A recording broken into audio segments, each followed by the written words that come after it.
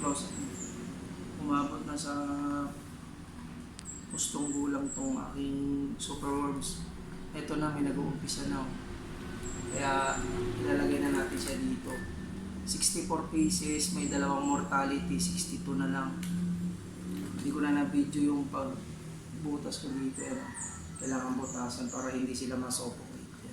Butas yan. Kaya makakahinga pa rin. Nalagay natin siya isa-isa dyan.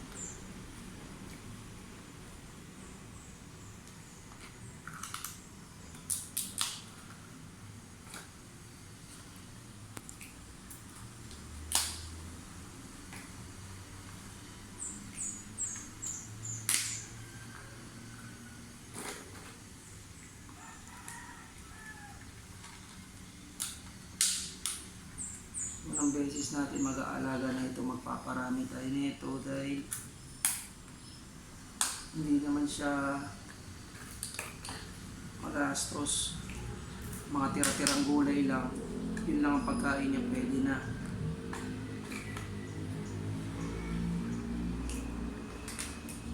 Tsaka sa ibang lugar kinakain na ito yung tinatawag na chicha worms.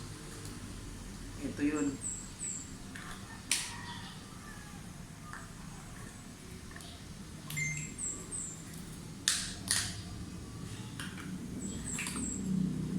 Kaya itong cups natin, hindi ko nabilang ng cups. Okay. Pero ito 62 pieces.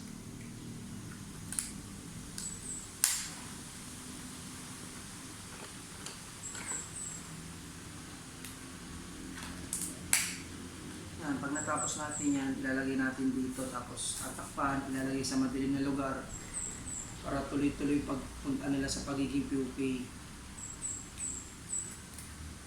Ito mga 1 week magpo-pupae na to. Yan ang una magiging, pag nag-pupae yan, tapos ano siya na yung magiging beetle.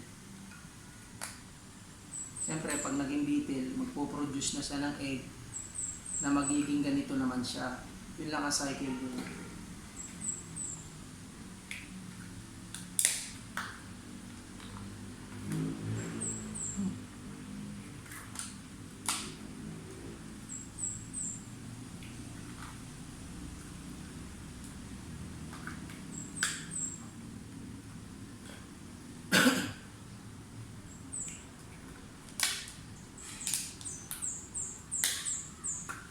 Palagi ko sobra pong worms ko kulang yung lagayan, kaya pipiliin ko na lang yung mga malalaki.